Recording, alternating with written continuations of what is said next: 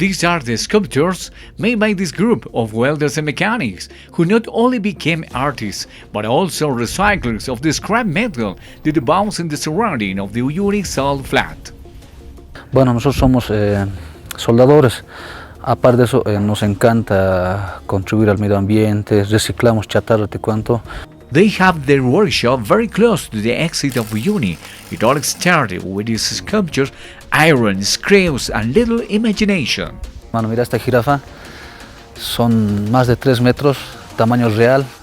Y mate los detalles, quisiera que lo veas, mira, es pura chatarra, hermano, lo hemos trabajado. The idea was maturing after more and more robots were made.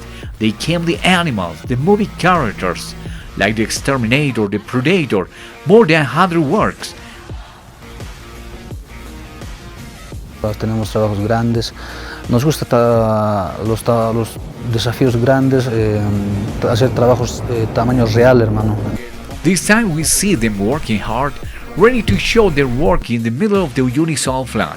Spectacular extension of more than 10,000 square kilometers. Reutilizar, reducir y reciclar. Entonces, eso también es un plus que llama la atención, pues entonces esperemos que aquí a un futuro, a unos meses, ya establecernos en un lugar ya permanente, donde podamos trabajar ya esculturas más grandes, de 8 metros, estaba comentando, queríamos ser un King Kong de 8 metros.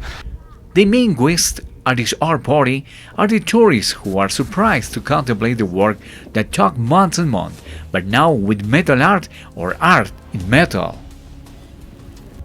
I think it's really difficult to make. But it's not only art, but dedication and commitment to the environment, and they say they are going for more. From Uyuni, Bolivia, Bernabé López.